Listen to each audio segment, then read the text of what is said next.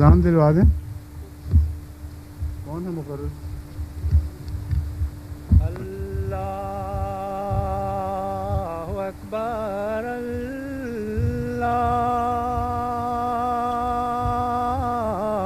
اللہ اکبر اللہ اکبر اللہ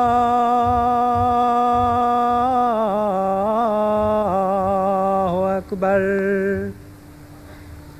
اشہد ان لا الہ الا اللہ اشہد ان لا الہ الا اللہ اشہد ان محمدًا رسول اللہ اشہد ان محمدًا رسول اللہ حی علی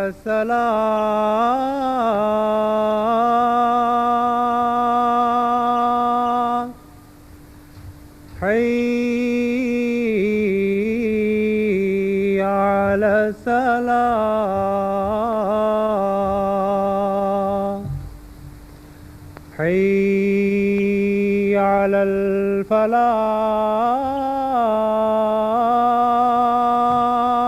الفلاح حي على الفلاح الله أكبر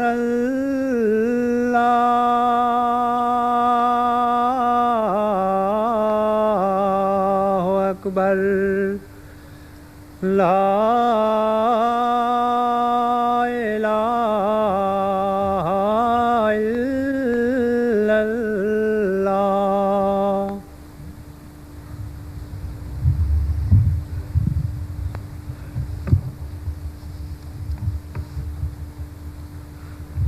أشهد أن لا إله إلا الله وحده لا شريك له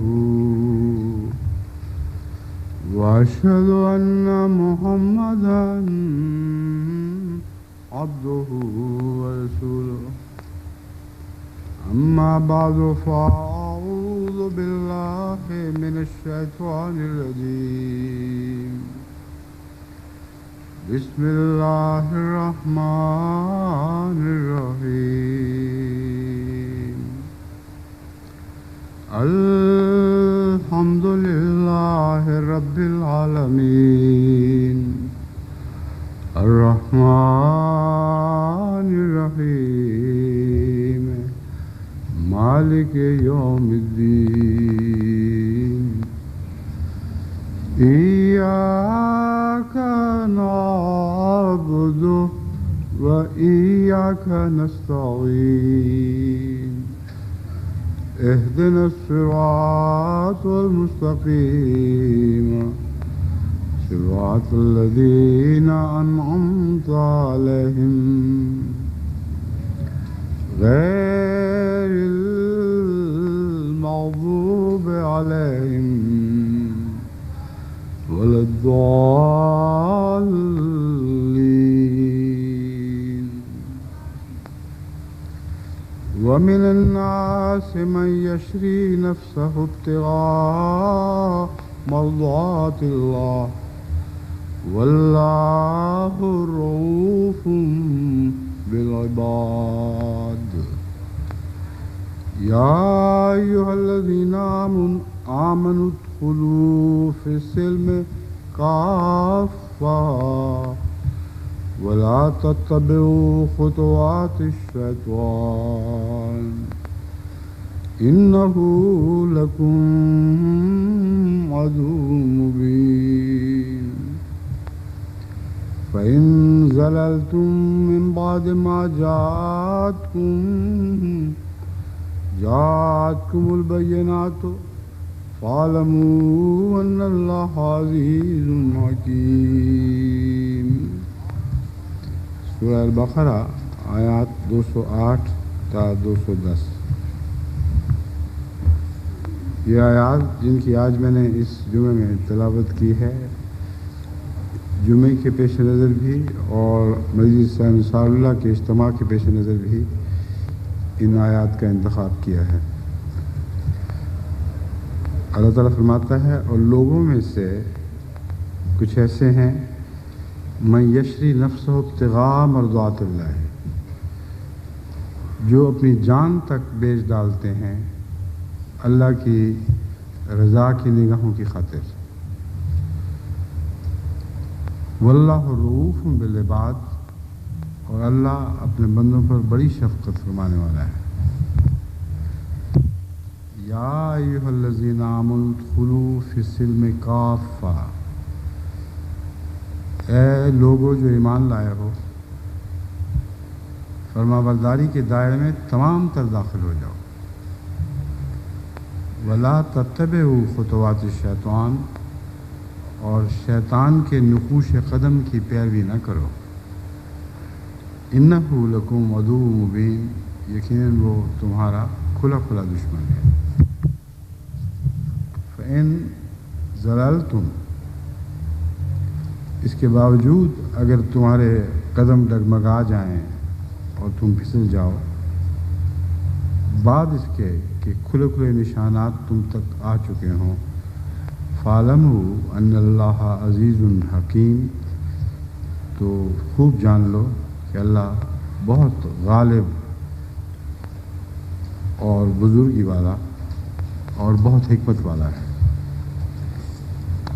ان آیات میں جو طرز بیان ہے وہ ظاہر کرتی ہے کہ خدا کی مرضی کو چاہنے والے لمحہ لمحہ اس پر اس کا انتظار کرتے ہیں.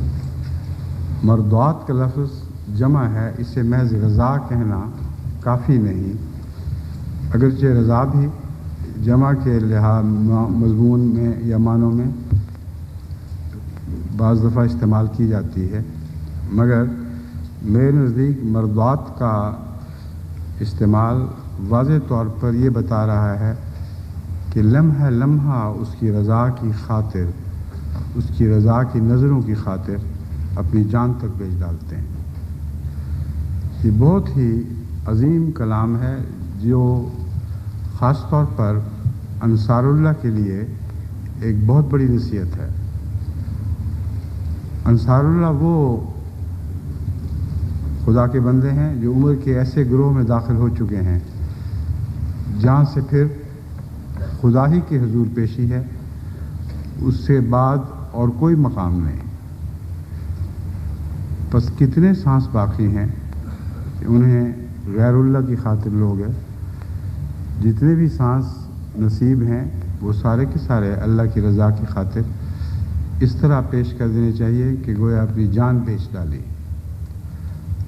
یہی وہ وقت ہے جب آپ توجہ کے ساتھ اپنی زندگی کے لمحے لمحے پر نظر ڈالیں اور دیکھیں کہ کیا واقعتاً آپ کی زندگی کا ہر لمحہ اللہ کی رحمت کا، اس کی رضا کا انتظار کر رہا ہے کہ نہیں. یشری نفسہ کے بعد باقی اپنا تو کچھ بچتا نہیں، جو کچھ ہے وہ گویا بیچ ڈالا.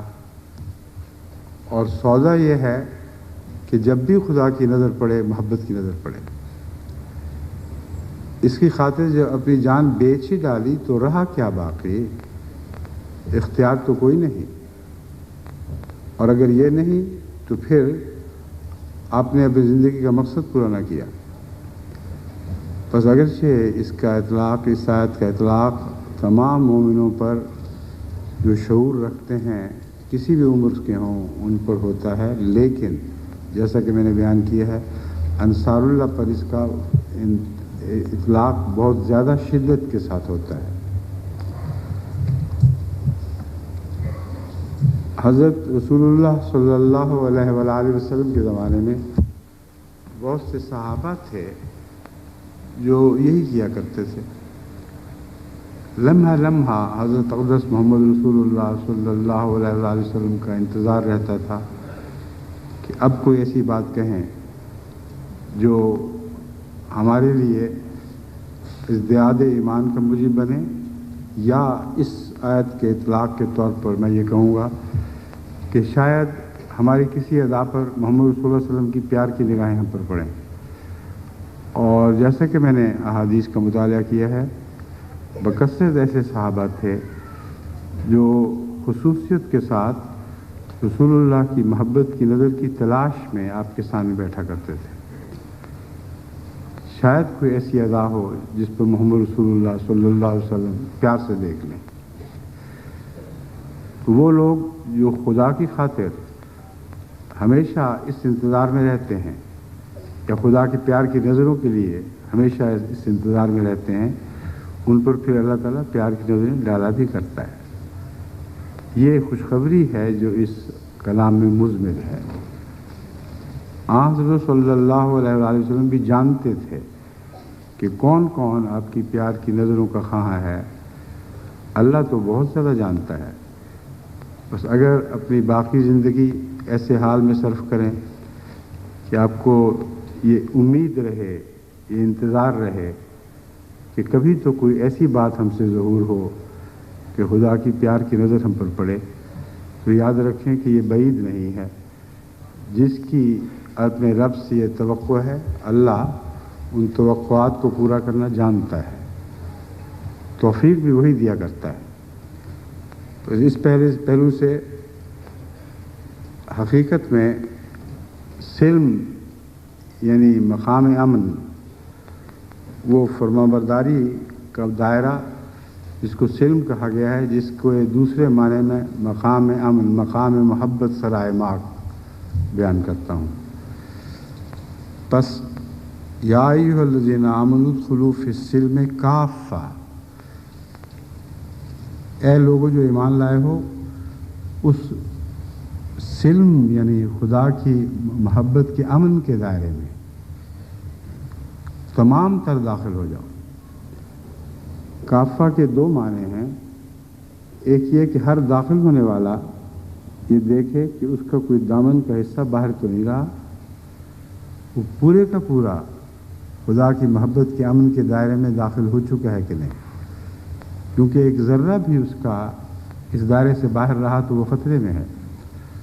دوسرے کافہ سے مراد یہ ہے کہ تمام مومن چھوٹے ہوں یا بڑے ہوں، وہ سارے کے سارے داخل ہوں، تاکہ مومنوں کی ایک جماعت خدا تعالیٰ کی محبت کی طالب بن کر اپنی زندگی بسر کرے. اور اس کا نتیجہ یہ نکلے گا وَلَا تَتَّبِعُوا خُطُوَاتِ الشَّيْطَانِ.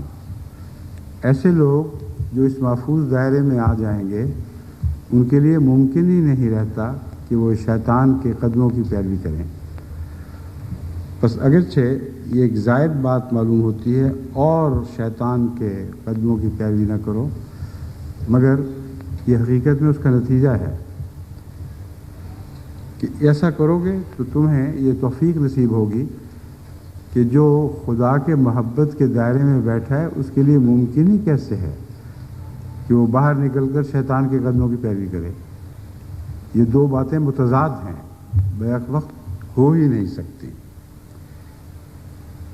اور شیطان کے متعلق فرمایا اِنَّهُ لَكُمْ عَدُوٌّ مُبِينٌ. جہاں بھی تم نے اس کو موقع دیا کہ تمہیں پھسلائے، جان لو کہ وہ ضرور تمہیں ہلاکت میں مبتلا کرے گا، کیونکہ وہ تمہارا کھلا کھلا دشمن ہے.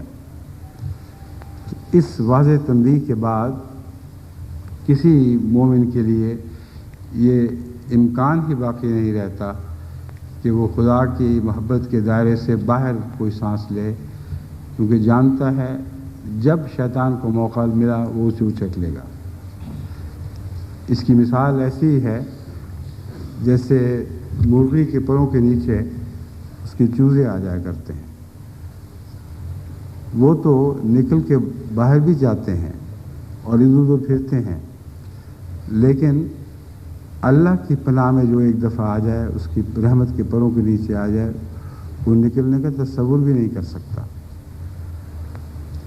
لیکن مرغی کے چوزوں کو بعض انسانوں سے زیادہ سمجھ ہے۔ جب خطرہ درپیش ہو، کسی چیل کا سایہ دیکھیں جو سر پہ منڈلا رہی ہو، تو وہ دوڑ کر اس کے اپنی ماں کے پروں کے نیچے آ جاتے ہیں اور وہیں اپنا امن دیکھتے ہیں۔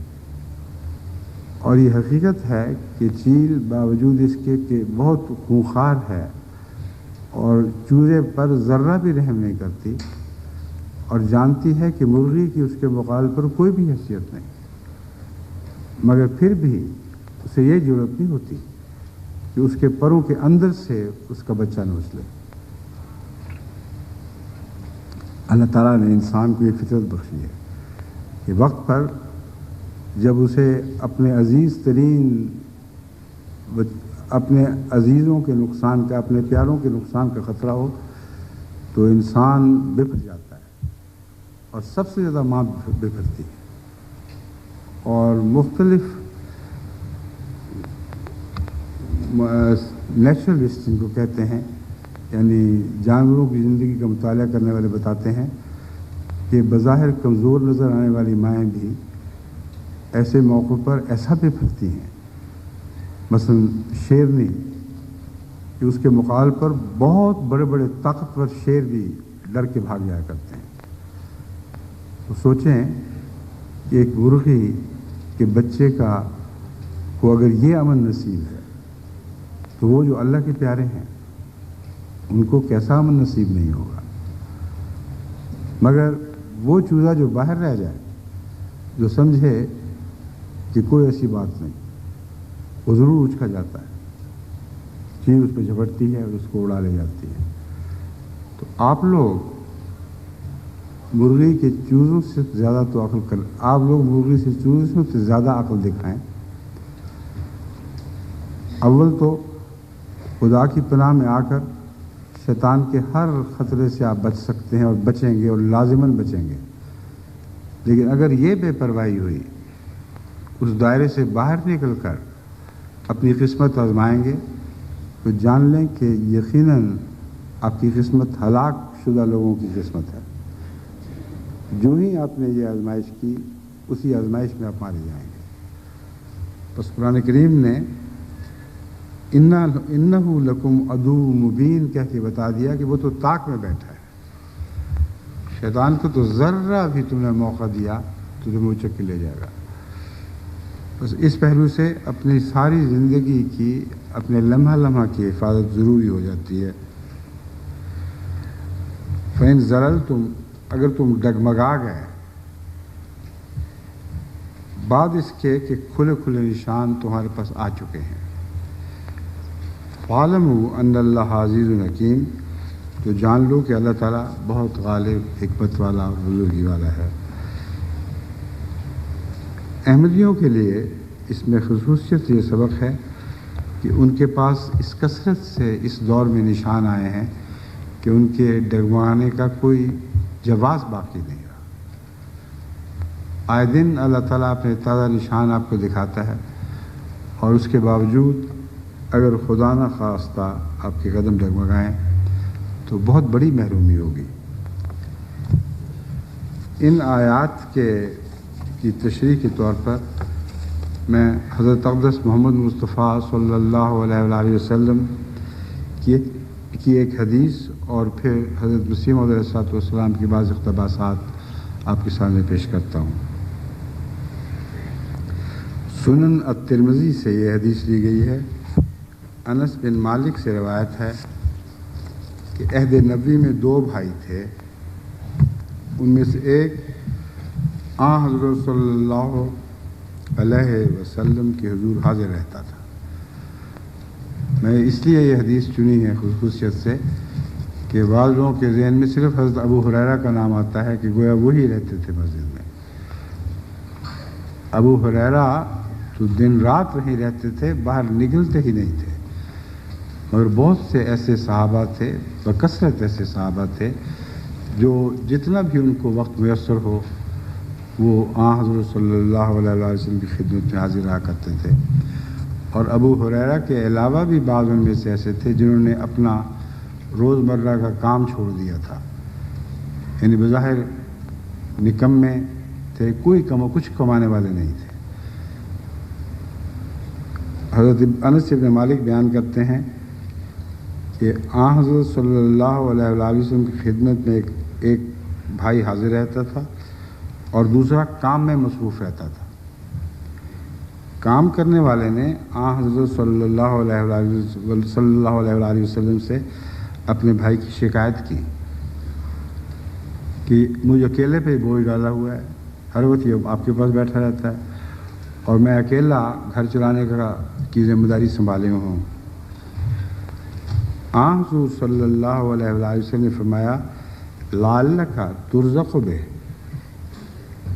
کیا خبر، عین ممکن ہے کہ تجھے جو رزق عطا کیا جا رہا ہے اس کی سبب سے ہو۔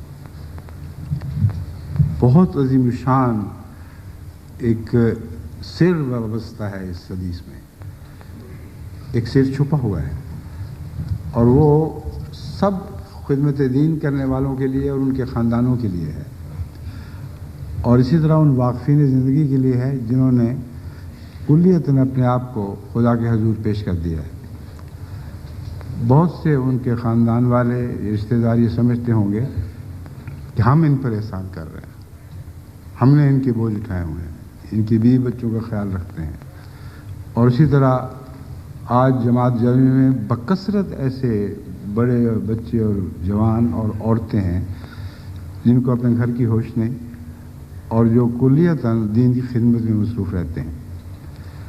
واقعتاً ان میں سے بعض کے بھائی یا اقربا یہ سمجھتے ہیں کہ ہم ان کی خدمت کر رہے ہیں، گویا کہ ہم نے ان کے بوجھ اٹھائے ہوئے ہیں۔ حضرت اقدس محمد رسول اللہ صلی اللہ علیہ وسلم کے اس فرمان کو پلے باندھ لو کہ تمہیں کیا پتہ کہ تمہارے رزق میں ان کی وجہ سے برکت ہے۔ اگر یہ دین کی خدمت چھوڑ دیں تو پھر تم دیکھنا کہ تمہارا کیا حال باقی رہ جاتا ہے۔ اور رسول اللہ صلی اللہ علیہ وسلم کے یہ فرمان جیسا اس وقت سچا تھا ویسا آج بھی سچا، بین ہی اپنی پوری شان کے ساتھ آج کے زمانے کے خدمت کرنے والوں پر بھی اور ان کے رشتہ داروں پر بھی اطلاق پاتا ہے۔ بس یشری نفسہ میں یہ سارے لوگ داخل ہیں جنہوں نے اپنی جانیں بیچ ڈالی۔ اللہ تعالیٰ ان کو بہترین جزا دے اور ان کے اعزاء اور اقرباء کے دماغ میں وہم تک بھی نہ گزرے کہ ان کی وجہ سے ان کے خاندانوں کو کوئی نقصان پہنچ رہا ہے۔ حضرت اقدس مسیح موعود علیہ السلام اسی آیت کی مختلف تشریحات پیش فرماتے ہیں۔ مختلف تحریروں میں آپ نے مختلف پہلوؤں پر زور دیا ہے۔ مثلا فرمایا یعنی انسانوں میں سے وہ اعلیٰ درجہ کے انسان ہیں جو خدا کی رضا میں کھوئے جاتے ہیں۔ میں یشری نفسہ کا ترجمہ کیسا پیارا ترجمہ ہے۔ وہ اعلیٰ درجہ کے انسان ہیں جو خدا کی رضا میں کھوئے جاتے ہیں۔ اپنی جان بیچ دی تو باقی کیا رہا ان کے پاس؟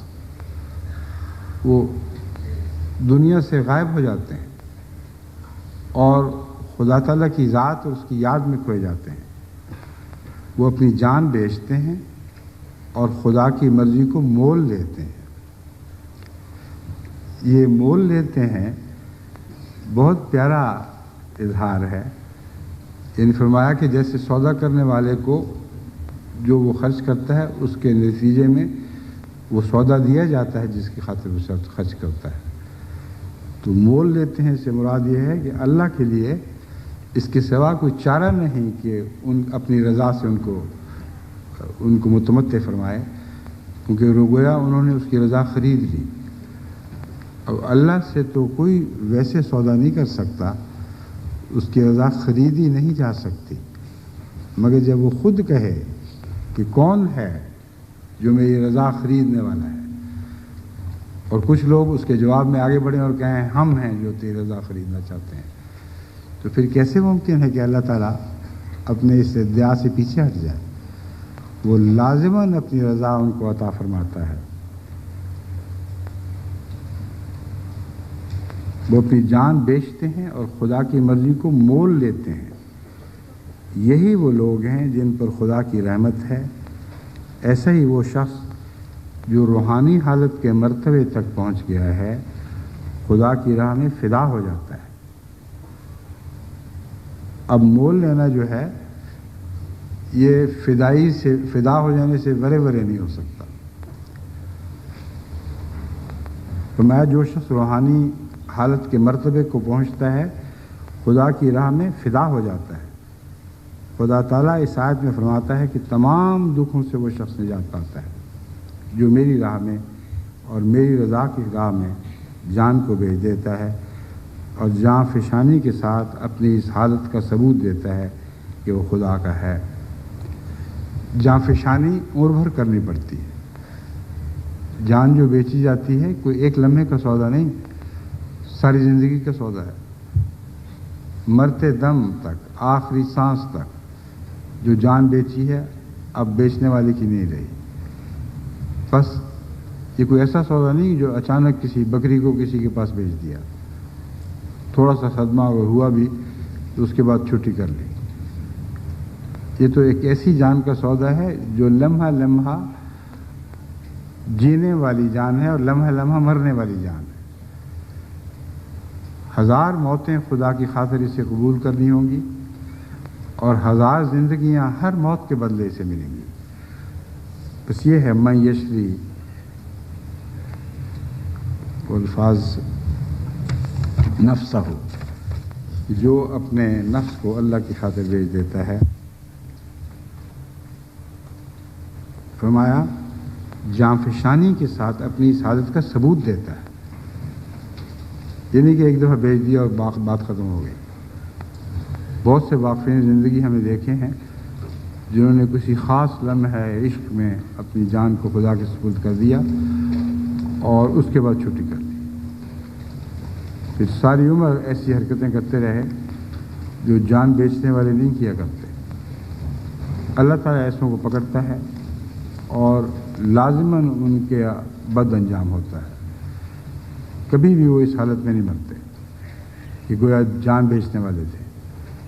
تو جان کا سودا تو پہلے کا ہے اور اس سودے کے حق میں ثبوت بعد میں مہیا ہوتے ہیں، ساری زندگی مہیا ہوتے رہتے ہیں۔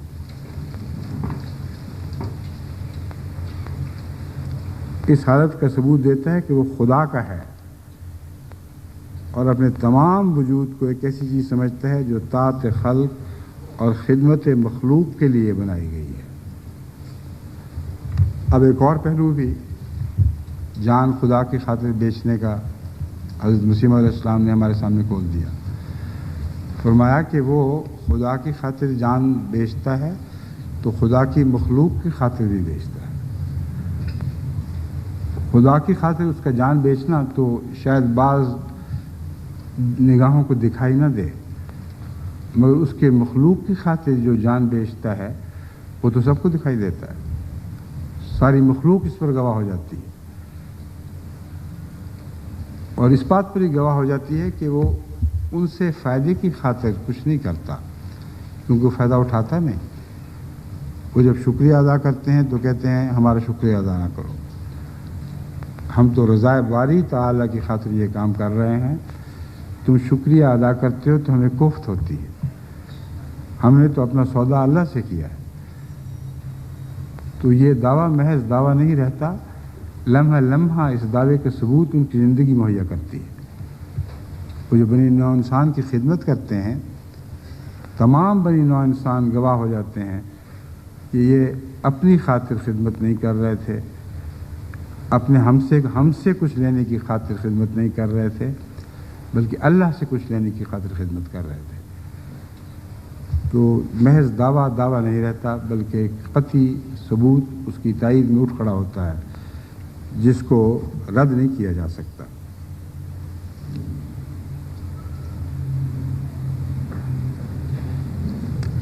اور پھر حقیقی نیکیاں جو ہر ایک قوت سے متعلق ہیں ایسے ذوق و شوق اور حضور دل سے بجا لاتا ہے کہ گویا وہ اپنی فرما برداری کے آئینے میں اپنے محبوب حقیقی کو دیکھ رہا ہے۔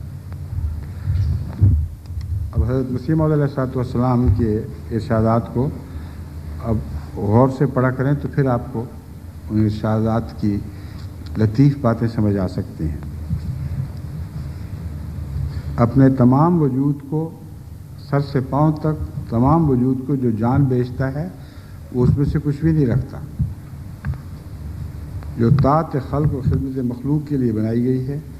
پھر حقیقی نیکیاں جو ہر ایک قوت سے متعلق ہیں، یعنی انسان کو اللہ تعالیٰ نے جتنی بھی صلاحیتیں بخشی ہیں ان تمام صلاحیتوں سے کام لیتے ہوئے وہ اللہ کے دین اور اس کے مخلوق کی خدمت کرتا ہے، اور ہر ایک کی صلاحیتیں الگ الگ ہیں، مگر جس کے چھاوڑے میں جو کچھ ہوگا وہی تو بیچے گا۔ بس ایک غریب انسان بھی اسی طرح اپنا سب کچھ بیچنے والا بن جاتا ہے جس طرح ایک امیر انسان اپنا سب کچھ بیچنے والا بن جاتا ہے۔ توفیق تو اس کی اپنی بنائی ہوئی نہیں، توفیق تو اللہ تعالیٰ سے حاصل ہوتی ہے۔ بس مما رزقناہم ینفقون کا یہ معنی ہے کہ جو کچھ وہ بیچتا ہے وہ وہی کچھ ہے جو ہم نے اس کو دیا تھا، اس میں سے پھر کچھ اپنے لیے نہیں رکھتا، تمام تر پیش کر دیتا ہے۔ بس اگر کسی کی قسمت میں، کسی کے مقدر میں ایک کھوٹی کوڑی بھی ہو، یعنی کچھ بھی نہ ہو، تو اپنا خالی دامن لے کر اس میں خدا کی محبت اور تمناؤں سے جھولی بھر کر بظاہر خالی دامن میں اپنی محبت اور نیک تمناؤں کی جھولی اٹھائے ہوئے خدا کی خدمت میں حاضر ہو جاتا ہے۔ وہ بھی وہی ہے جس نے سب کچھ بیچ دیا۔ بس حضرت مسیح موعود علیہ السلام فرماتے ہیں ایسے ذوق و شوق کو حضور دل سے بجا لاتا ہے۔ میں نے جو یہ کہا تھا تمنائیں اور محبتیں لے کے حاضر ہوتا ہے، یہ اس کا ترجمہ ہے، حضور دل سے بجا لاتا ہے۔ اس کا دل تمام تر یہ چاہتا ہے کہ جس حد تک خدمت ممکن ہے میں کروں۔ گویا وہ اپنی فرما برداری کے آئینے میں اپنے محبوب حقیقی کو دیکھ رہا ہے۔ اس کی فرما برداری کا ایک شیشہ اس کے سامنے ہے، اور اس میں اسے اپنی ذات دکھائی نہیں دیتی، وہ محبوب دکھائی دیتا ہے جس کی خاطر اب اس نے اپنی ساری زندگی کو ایک نئی صورت میں ڈھال دیا ہے۔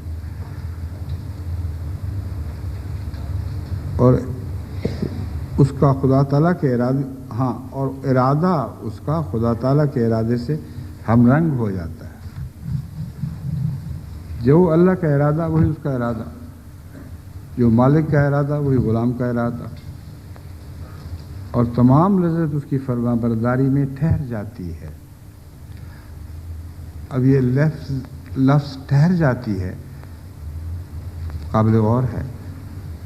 فرمایا کہ اس کو اللہ تعالیٰ کی رضا میں ایسی لذت نہیں ملتی کہ جو آئے اور چلی جائے، وہ لذت اس کے دل میں پناہ گزین ہو جاتی ہے، وہ لذت ایسی ٹھہرتی ہے کہ پھر جانے کا نام نہیں لیتی۔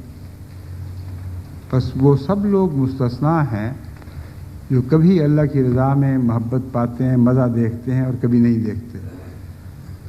بہت سے ایسے انسان ہیں، کثرت سے ایسے انسان ہیں جو اللہ کی رضا سے کبھی نہ کبھی تو ضرور لطف اندوز ہوتے ہیں، لیکن اپنی جان نہیں بیچی ہوتی، اس لیے وہ محبت آ کر ٹھہر نہیں جاتی، آئی اور چلی گئی، اور دوسری لذتیں پھر اس کی جگہ دل میں بنا لیتی ہیں، اس کی جگہ اپنا ٹھکانہ دل میں بنا لیتی ہیں، اور اس طرح وہ خدا کے بندے جو جان بیچنے والے ہیں دوسرے بندوں سے ممتاز ہو کر الگ ہو جاتے ہیں۔ یہ ایک بہت گہری حقیقت ہے جس کی طرف میں آپ کو خصوصی سے متوجہ کرتا ہوں۔ حضرت مسیح موعود علیہ السلام نے یہ حقیقت بیان کر کے ہماری آنکھوں سے پردے اٹھا دیے ہیں۔ ہم میں سے بکثرت ایسے ہیں जिन्होंने कभी न कभी अल्लाह की रज़ा के नतीजे में दिल को लज्जत से मामूर होते हुए देखा है। बाद ऐसे हैं जिनके बदन पे झुरझुरी तारी हो जाती है, जो खुदा के किसी ख़ास इनाम पर गौर करते हैं या किसी ख़ास मुसीबत से अल्लाह ताला उनको निजात बख्शता है तो वाक़अतन उनके दिल में अल्लाह का प्यार एक लज्जत बन के उतरता है, लेकिन ठहरता नहीं, आया और चला गया। और फिर दुनिया की लज्जतें दिल में करार पकड़ लेती हैं। तो हज़रत मसीह मौऊद अलैहिस्सलाम के एक एक लफ्ज़ काबिल तवज्जो, तमाम लज्जत उसकी फरमाबरदारी में ठहर जाती है।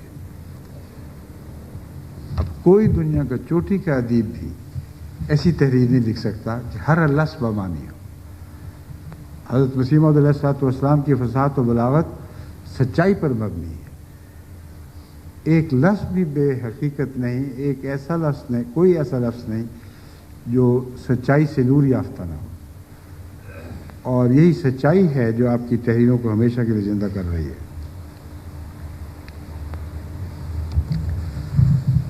और तमाम अमाल सालिहा ना मुशक्क़त की राह से बल्कि तलज़्ज़ुज़ और एहतज़ाज़ की कशिश से सादिर होने लगते हैं। जब दिल में खुदा की मोहब्बत का लुत्फ़ ठहर जाता है तो उस लुत्फ़ को बढ़ाने की खातिर उसको हमेशा के लिए अपना रहनुमा बनाने की खातिर वैसे ही लुत्फ़ के लिए वो कोशिश करते हैं। और इंसान जो लज्जत के लिए कोशिश करता है वो मुशक्क़त नहीं हुआ करती। हमारी जितनी इबादतें, हमारी जितनी खिदमतें मुशक्क़त का रंग रखती हैं वो लज्जत से महरूम है। कोई चीज़ जिसमें लज्जत साथ साथ हासिल हो रही हो उसे मुशक्क़त नहीं कहा जाता। दुनिया के अदना दुकानदार भी देखें कितनी मेहनत कर रहे हैं अपने थोड़े से पैसे कमाने की खातिर, लेकिन चूंकि उन पैसों में मज़ा आ रहा है इसलिए देखने वाला समझता है कि बड़ी मुशक्क़त है। उनकी बला से उनको ज़र्रा भी उसमें मुशक्क़त महसूस नहीं होती। कोई शख्स जो सुबह उठता है, दुकान खोलता है, कोई बनिया देखें, सोचे ज़रा, वो रात के 12 बजे तक हिसाब फहमी करता रहता है। अगर उसको आप जाके उसकी हमदर्दी करें कि मियाँ बस करो, थक गए होगे, दोपहर हो गई है, अब आराम करो, तो कैसी कड़ी नज़रों से तुम्हें देखेगा कि जाओ जाओ अपना राह लो, अपनी राह लो, मुझको मेरे हाल पे रहें तो मुझे मज़ा आ रहा है इस चीज़ में, और मज़े के बगैर वो काम कर ही नहीं सकता। तो फरमाया अमाल सालिहा ना मुशक्क़त की राह से बल्कि तलज़्ज़ुज़ और एहतज़ाज़ की कशिश से सादिर होने लगते हैं। तमाम अमाल सालिहा में उनको अल्लाह की रज़ा का मज़ा दिखाई दे रहा होता है, मज़ा महसूस हो रहा होता है, और वो इस वजह से खुद ब खुद सादिर होने लगते हैं। यही वो नक़द बहिश्त है। ये नक़द बहिश्त, ये अब काबिल गौर बात है। सौदा नक़दा नक़दी है। ये ना समझो कि इस दुनिया में तो बहिश्त नहीं मिली और अगली दुनिया में मिल जाएगी। अल्लाह उधार नहीं रखता। वो बहिश्त जो खुदा की मोहब्बत की आला लज़्ज़ात की बहिश्त है वो तो नक़दा नक़दी तुम्हें इस दुनिया में मिलती है।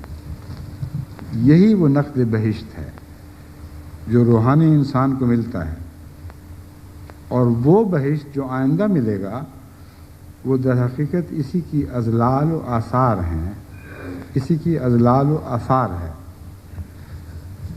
इस दुनिया में जिसने ये बहिश्त देख ली उसका ज़िल है जो उखरवी दुनिया में मिलेगा।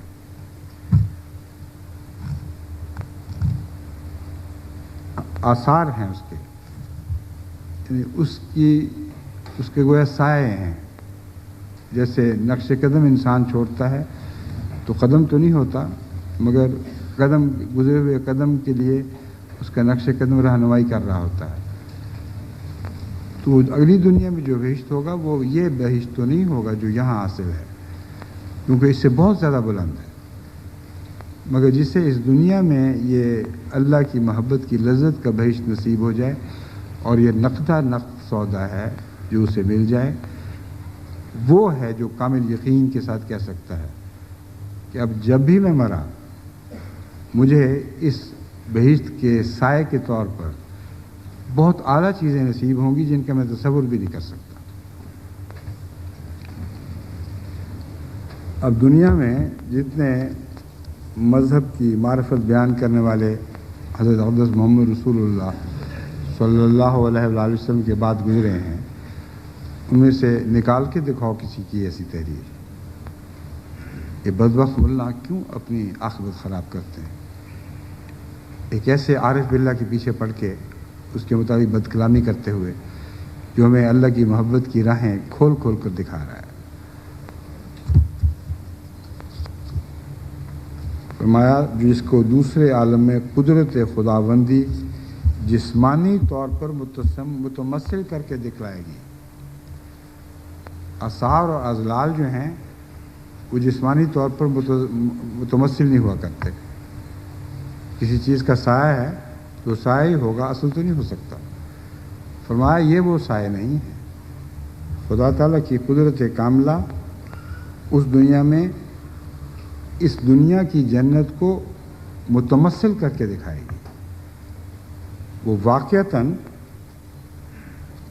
نظر آنے والی، محسوس ہونے والی، سونگھنے والی، خوشبوؤں سے معطر، مزوں سے بھری ہوئی جنت حقیقت میں جنت حقیقت کا روپ اوڑھ لے گی، اور وہ حقیقت جو ہے اس کی تفصیل بیان نہیں کی جا سکتی، کیونکہ قرآن کریم فرماتا ہے کہ کوئی آنکھ ایسی نہیں جس نے وہ جنت دیکھی ہو، کوئی کان ایسا نہیں جس نے اس جنت کا بیان سنا ہو، بس حقیقت میں وہ جو کچھ بھی ہے یہ اللہ ہی بہتر جانتا ہے۔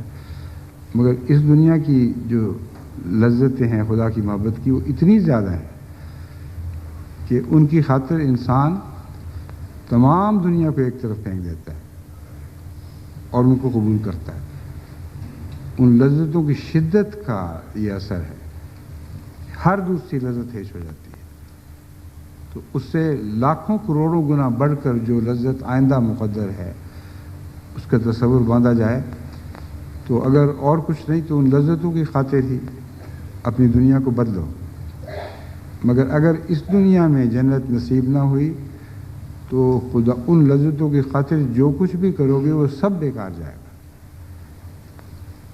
یہ پیغام ہے جس کو آپ کو اچھی طرح ذہن نشین کر لینا چاہیے۔ عموماً بعض لوگ سختی کر کے بھی، محنت کر کے بھی بظاہر اگلی دنیا کمانے کی کوشش کر رہے ہوتے ہیں۔ بعض ایسے مشقت کرنے والے ہیں جن کی کھڑے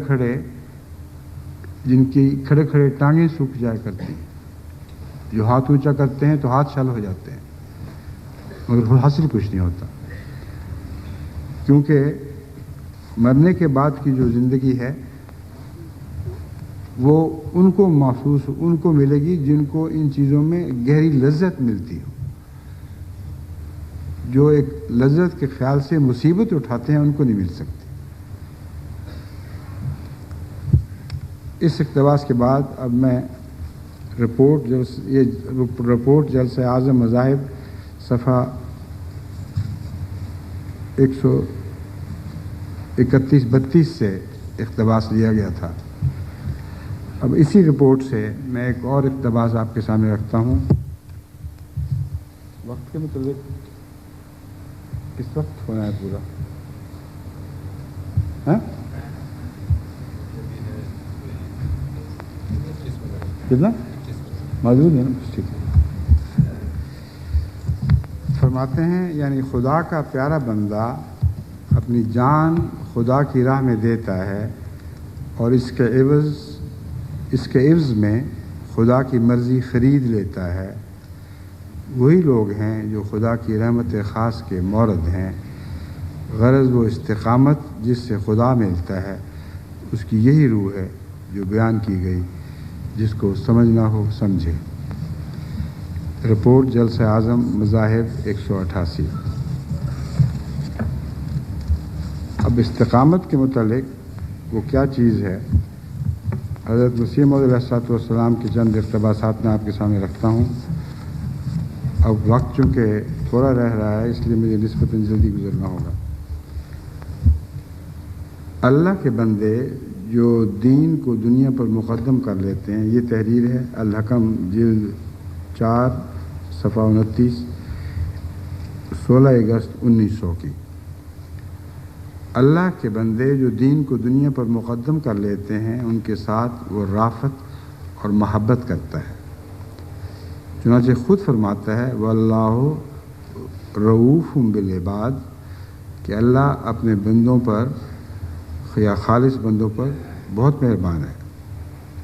یہ وہی لوگ ہیں جو اپنی زندگی کو اللہ تعالیٰ نے اپنی زندگی کو جو اللہ تعالیٰ نے ان کو دی ہے اللہ تعالیٰ کی ہی راہ میں وقف کر دیتے ہیں، اور اپنی جان کو خدا کی راہ میں قربان کرنا، اپنے مال کو اس کی راہ میں صرف کرنا اس کا فضل اور اپنی سعادت سمجھتے ہیں۔ بس وہ ساری دنیا کی جماعتیں جو قربانی کے اس عظیم دور میں داخل ہو چکی ہیں، اور ان جماعتوں میں اللہ تعالیٰ نے جماعت جرمنی کو بھی ایک اہم مقام عطا فرمایا ہے، ان کے لیے اس تحریر میں سبق ہے کہ جتنی بھی وہ قربانی دیں اس قربانی کو اللہ تعالیٰ کی رافت کا ایک حصہ سمجھیں، محض اللہ کا احسان سمجھیں کہ خدا ان کو یہ توفیق دے رہا ہے، اور بھولے سے بھی دل میں یہ خیال نہ گزرے کہ شاید ہم کچھ کر رہے ہیں خدا کی خاطر ہو یا خدا کے لیے بنی نوع انسان کی خاطر ہو، دونوں صورتوں میں خدمت اپنی ذات میں اعزاز ہے، اور اسی کو حضرت مسیح موعود علیہ السلام نقد سودا بیان فرما رہے ہیں۔ ہر خدمت اپنی ذات میں اپنی جزا ہے، اور جزا پر انسان کسی پر احسان نہیں رکھا کرتا۔ جس کو جزا مل رہی ہو ساتھ ساتھ وہ کیسے کسی گردن پر احسان رکھ سکتا ہے؟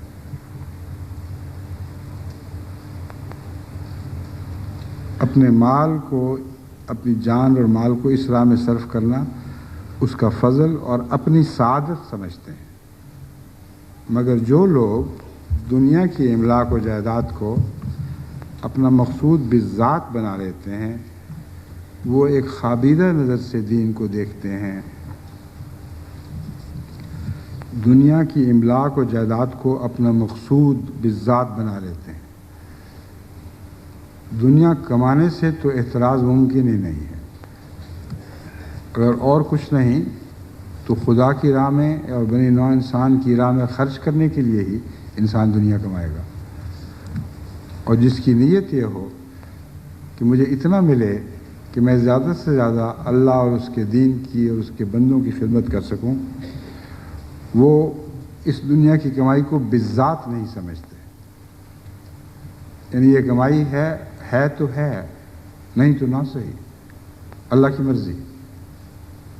اگر اللہ کی مرضی پر نگاہیں ہیں تو خدا تعالیٰ اگر چاہے تو ان کو سب کچھ چھین کر اس ابتلا میں بھی آزما سکتا ہے کہ جب ان سے سب کچھ لے لیا جائے تو دیکھیں ان کے چہرے پر یا ان کے دل پر ملال تو نہیں آ جاتا۔ جو اللہ کی خاطر رہتے ہیں، اللہ کی خاطر جو کچھ ان کے پاس ہے فدا کرتے رہتے ہیں، وہ زیادہ فدا تو نہیں کر سکیں گے، مگر جو کچھ تھوڑا بہت ان کے پاس بچ جائے گا وہی پیش کرتے رہیں گے۔ اس کے برعکس بعض لوگ ایسے ہوتے ہیں جن کو اللہ تعالیٰ جب کشائش سے آزماتا ہے تو اس وقت وہ کچھ نہ کچھ خدا کی راہ میں خرچ کرتے رہتے ہیں، اور جب ان پر مالی تنگی کے دن آتے ہیں تو اجازتیں لیتے ہیں کہ اب ہمیں توفیق نہیں رہی۔ حالانکہ حضرت مسیح موعود علیہ السلام جو مضمون پیش فرما رہے ہیں اس کے مطابق دنیا بالذات نہیں ہوتی، اصل میں اللہ کی رضا حاصل کرنا اور اس کی خاطر اس کا دیا ہوا خرچ کرنا ہے۔ بس اگر اس نے کم کر دیا تو کم میں سے دو، اگر زیادہ دیا تو زیادہ میں سے دو۔ یہ وہ لوگ ہیں جن کا دین دنیا پر مقدم رہتا ہے۔ فرمایا ایسے لوگ دین کو ایک خوابیدہ نظر سے دیکھتے ہیں۔ یہ خوابیدہ نظریں بھی ہر انسان پہچان سکتا ہے، کم سے کم اپنی خوابیدہ نظر کو پہچاننے کی انسان میں صلاحیت ضرور موجود ہے۔ دینی امور جتنے بھی اس کے گرد و پیش واقع ہو رہے ہیں وہ ان کو ایک اتفاقاً حادثاتی طور پر ساتھ ساتھ چلنے والے امور سمجھتا ہے۔ براہ راست اس کا دل ان امور میں نہیں ہوتا۔ احمدیت ترقی کر رہی ہے، لوگ نیک بنتے چلے جا رہے ہیں، سب میں قربانی کی روح بیدار ہو رہی ہے، اسے یہ محسوس نہیں ہوتا کہ یہ سارے میرے لیے خدا تعالیٰ کی نعمتیں ہیں۔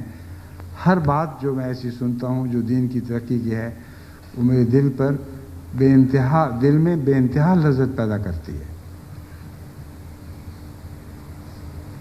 سبحان اللہ بسم اللہ کہتے ہیں کہ اچھا ہی ہو رہا ہے، مگر براہ راست دل پر وہ لذت کی کیفیت طاری نہیں ہوتی جیسی اپنی تجارت کے چمکنے کے نتیجے میں ان کے دل پر ایک لذت کی کیفیت طاری ہو جاتی ہے۔ اگر کوئی ان کو خبر سنائے کہ تو جو روپیہ تم نے فلاں جگہ لگایا تھا وہ ایسا ہوا ہے تجارت میں کہ وہ بہت بڑھ چکا ہے، ایسے حادثات ہوتے ہیں دنیا میں جن کے نتیجے میں بعضوں کی معمولی تجارتیں بھی ایک دم چمک اٹھتی ہیں۔ اگر وہ ایسا دیکھیں تو دیکھیں ان کا دل اس بات کو کبھی بھی خوابیدہ نظر سے نہیں دیکھے گا، بے انتہا خوشیوں سے بھر جائے گا، لذتیں دل میں سمائی نہیں جائیں گی۔ اتنا گہرا اثر پڑے گا اس خبر کا کہ اگر اس کو احمدیت کی کامیابیوں کی خبر کے ساتھ موازنہ کر کے دیکھیں تو وہ کچھ بھی باقی نہیں رہے گی۔ بس یہ بہت لطیف باتیں ہیں جو مسیح موعود علیہ الصلوۃ والسلام چند لفظوں میں بیان کرتے ہیں۔ اب جب میں نے سمجھا دیا تو پھر دوبارہ سنیں اس تحریر کو تو معلوم ہوگا کہ خوابیدہ نظر کیا معنی رکھتی ہے۔ مگر جو لوگ دنیا کی املاک و جائیداد کو اپنا مقصود بالذات بنا لیتے ہیں وہ ایک خوابیدہ نظر سے دین کو دیکھتے ہیں، مگر حقیقی مومن اور صادق مسلمان کا یہ کام نہیں ہے۔ سچا اسلام یہی ہے کہ اللہ تعالیٰ کی راہ میں اپنی ساری طاقتوں اور قوتوں کو ما دام الحیات وقف کر دے، جب تک زندگی باقی ہے ان سب چیزوں کو وقف کر دے تاکہ وہ حیات طیبہ کا وارث ہو۔ جن لوگوں کے حق میں یہ فرمایا گیا ہے کہ ان کو حیات طیبہ عطا ہوئی ہے، یہ وہ لوگ ہیں جن کی زندگی کا لمحہ لمحہ موت تک خدا کی راہ میں وقف رہتا ہے۔ پھر فرمایا یہ یادداشتیں براہین احمدیہ حصہ پنجم صفحہ 21 نیز پیغام صلح صفحہ 48 سے یہ عبارت لی گئی ہے: اے ایمان والو، خدا کی راہ میں اپنی گردن ڈال دو اور شیطانی راہوں کو اختیار مت کرو۔ جیسا کہ کلام الہی سے میں نے ثابت کر کے دکھایا تھا، اور کا لفظ بظاہر ایک زائد بات کا تقاضا کر رہا ہے، مگر حقیقت میں پہلی بات ہی کی تشریح ہے۔ بین ہی اسی رنگ میں حضرت مسیح علیہ السلام کی عبارت ہے: اے ایمان والو، خدا کی راہ میں اپنی گردن ڈال دو۔ گردن دو طرح سے ڈالی جاتی ہے، ایک بیل جس کے اوپر وہ کیا کہتے ہیں، لکڑی کا پنجالی کہتے ہیں نا اردو میں، جوا، وہ بیل جس کے گردن میں خدمت کا جوا ڈالا جاتا ہے، وہ بیل جس کو عادت پڑ چکی ہوتی ہے، جب اس کی گردن پہ جوا اٹھا کر ذمہ دار اس کی طرف چلتا ہے گردن پر ڈالنے کے لیے، تو میں نے خود دیکھا ہے ایسے بیلوں کو سر نیچے کر دیتے ہیں، اور وہ بیل ذمہ دار کو بہت پیارے ہوتے ہیں۔ اور کچھ ایسے بیل ہیں جو سینگ مارتے ہیں، اور بڑی مشکل سے ان کو قابو کرنا پڑتا ہے. رسی کے پھندے ان کے سینگوں میں ڈالنے پڑتے ہیں اور ایک آدمی ایک طرف سے گھسیٹ رہا ہے, دوسرے نے جا کے جوا ڈال دیا. تو یہ سلوک تو نہ کرو اپنے اللہ سے.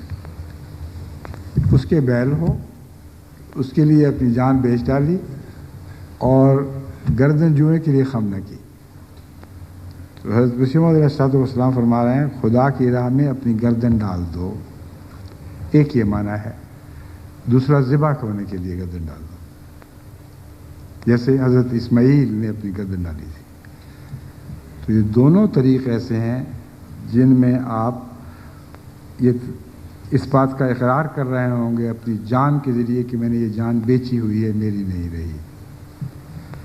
اس کے بعد اور شیطانی راہوں کو اختیار مت کرو کہ یہ مطلب ہو ہی نہیں سکتا کہ ایسا گردن ڈالنے والا احتمالاً بھی شیطان کی راہ اختیار کر سکتا ہے. مراد یہ ہے وہ الگ بات ہے, یہ الگ بات ہے. شیطان ہی راہیں اختیار کرنے والے اور لوگ ہیں اور یہ بالکل اور لوگ ہیں.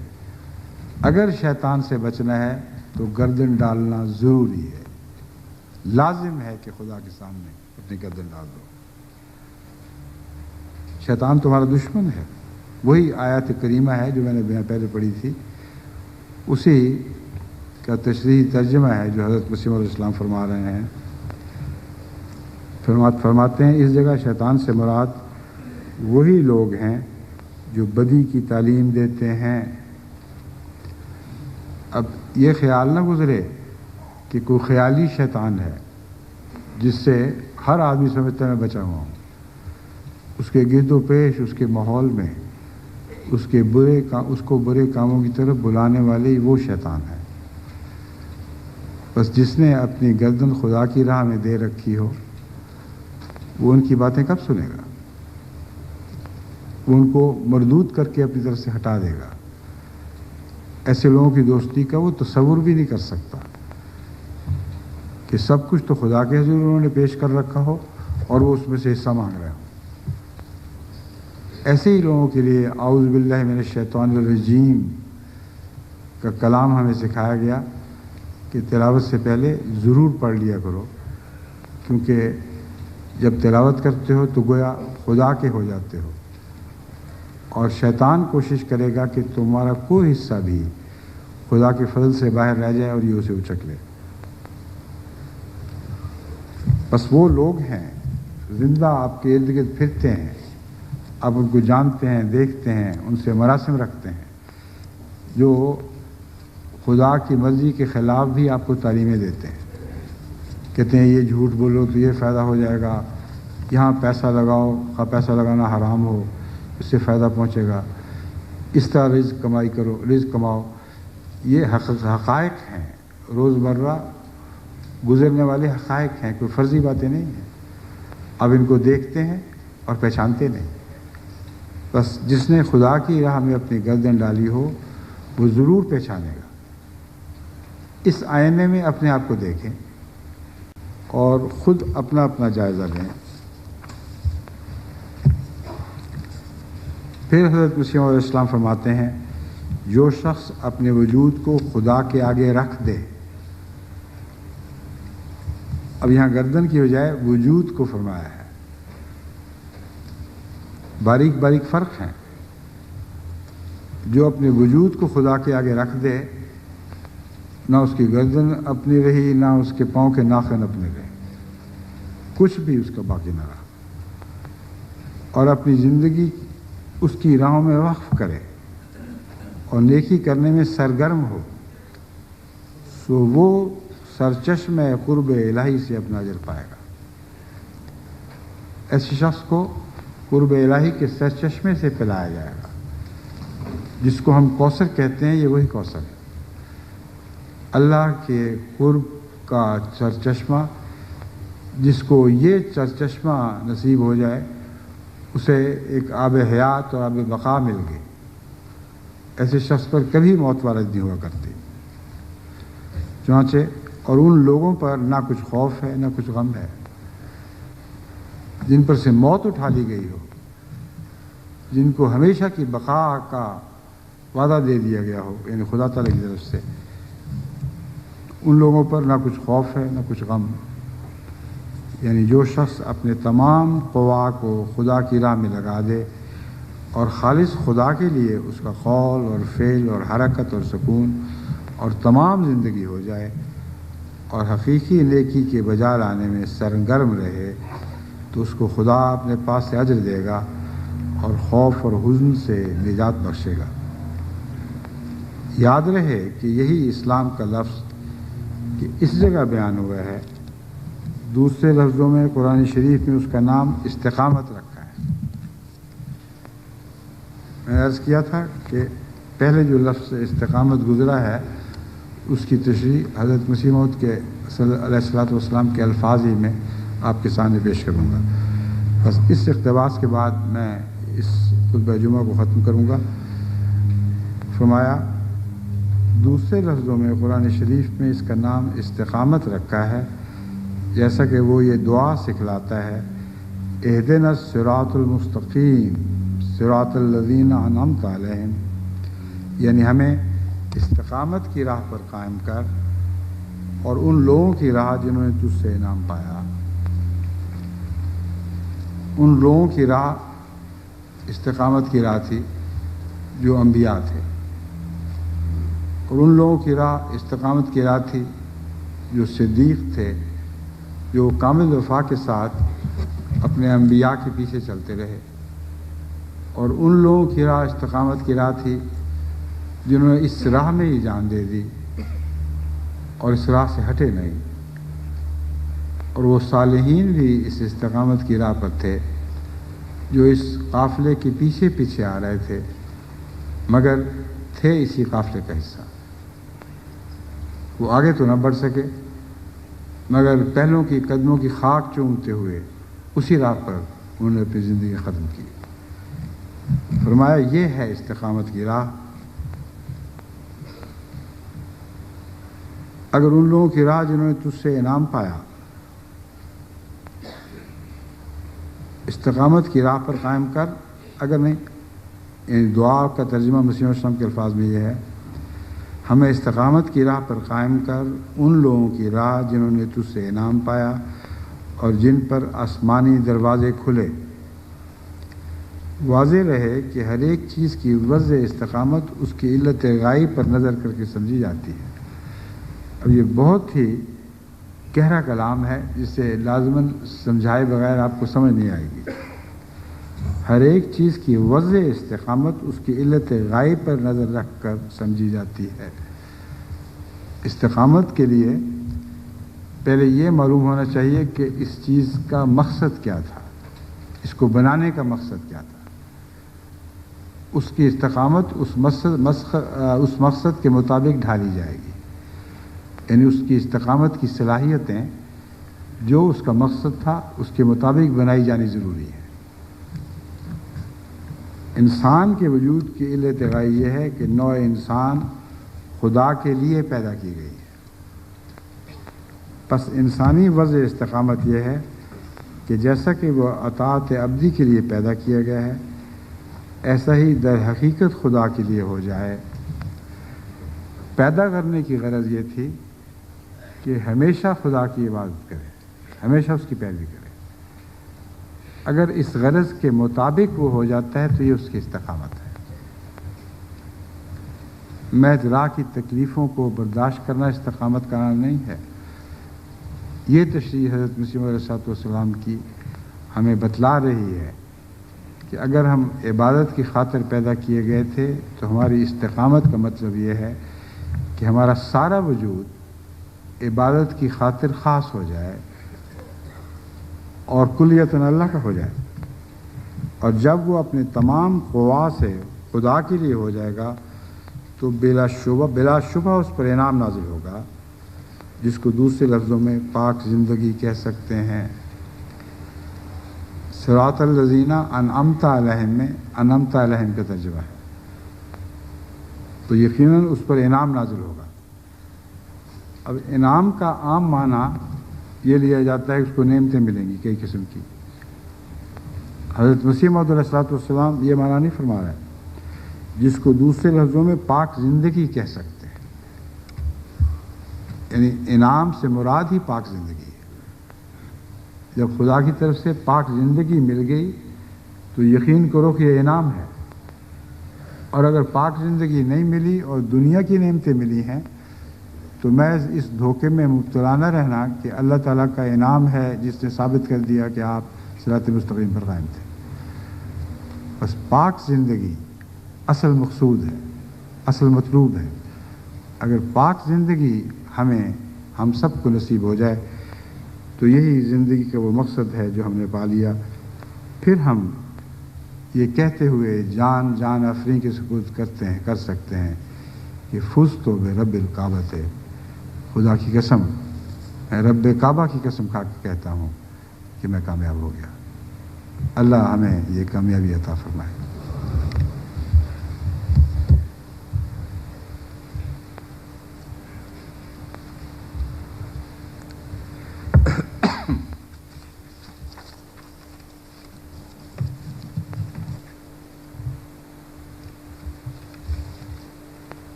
الحمد لله نحمده ونستعينه ونستغفره ونؤمن به ونتوكل عليه ونعوذ بالله من شرور أنفسنا ومن سيئات أعمالنا،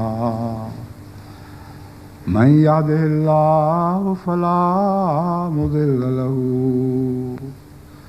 ومن يضلله فلا هادي له، ونشهد أن لا إله إلا الله وحده لا شريك له، ونشهد أن محمدا